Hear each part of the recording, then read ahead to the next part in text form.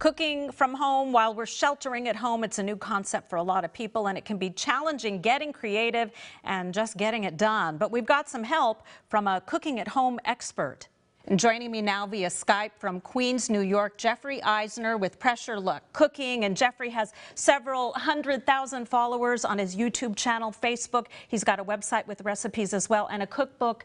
Quickly hold it up. It's coming out next month. Jeffrey, if you want to show us the cookbook real quick. All right, thank you. Thank you so much for joining us. And Jeffrey, you specialize in Instant Pot recipes, and this is really a time when people can make use of their Instant Pots and crock pots and even air fryers. All of those appliances are really coming in handy right now. Yeah, absolutely. I mean, the Instant Pot is pretty much like the #1 kitchen appliance for the past few years now, and there are lots of people, they buy it because they're so excited by the hype of the whole thing, and yet they're a little nervous to use it. But if there's any time as ever to use it, it's right now, without a doubt. Right, one pot cooking. But today we're talking about pantry essentials if people want to use their Instant Pots or what have you. They're home, cooking from home now for days on end. What's important for us to have on hand in our pantries?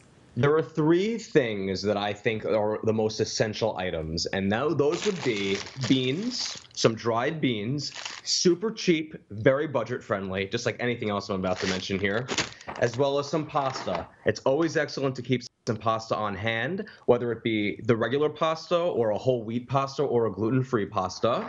That's good. And also rice, whether it be white, whether it be brown, Spanish rice, you name it. Those are the three things right now that I feel like are super essential. And if you have those three ingredients in your cupboard, all you really need is either some broth or some jarred sauce or something of that nature, even some canned tomato sauce, and you can make your own sauce and you can make amazing things come to life. Okay, so shopping for many people right now is a challenge. If you've been into your local grocery stores, I know the situation is this way here where a lot of the shelves are empty.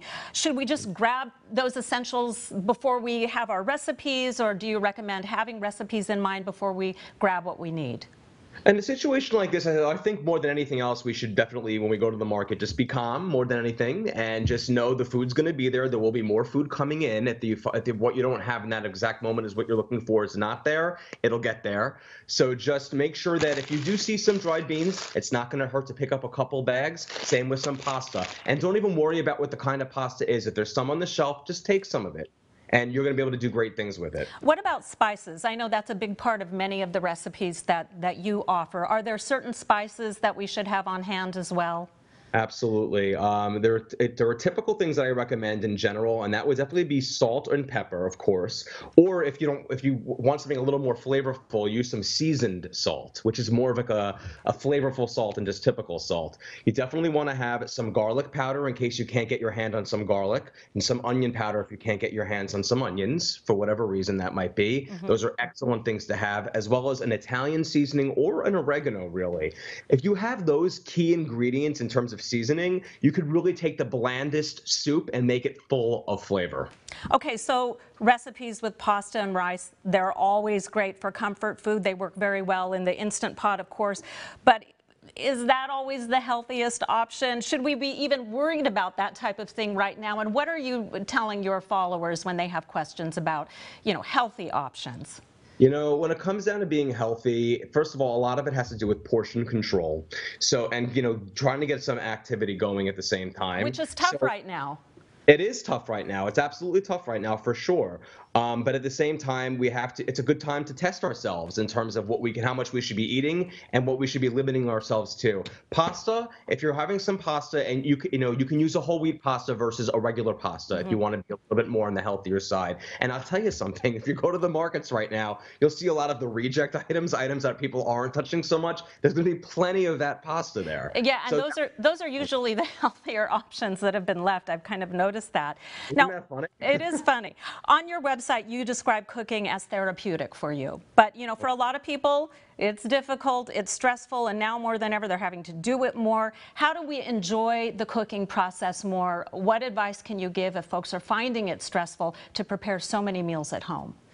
I think this is a great opportunity to really take the family and get in on it all together. Have the kids come and learn some essential life skills right now. Cooking is one of those things.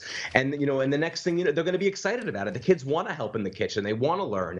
It's going to be able to, instead of hearing if they're nagging you to do something, say, you know what, come and help me make dinner.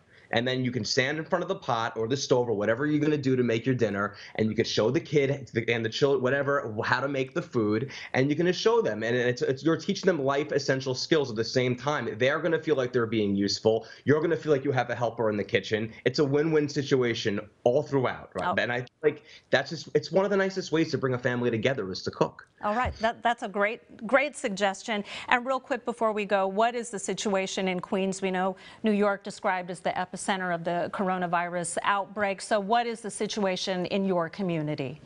It's interesting. It's a little bit like the Twilight Zone.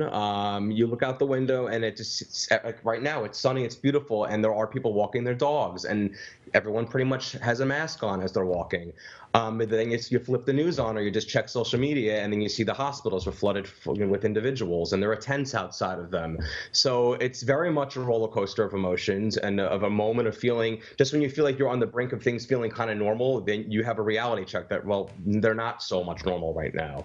But we are rallying up here in Queens. We are all social isolating to the best that I've seen, and I've never seen the streets this empty. Mm-hmm. So that goes that people are listening, they are following the rules, and let's just hope that, in just in a matter of time, this will all eventually just dissipate. Yes, we hope sooner rather than later. Jeffrey Eisner with PressureLuckCooking.com. Thank you so much for joining us. We sure appreciate your time, and stay safe. Likewise, thank you.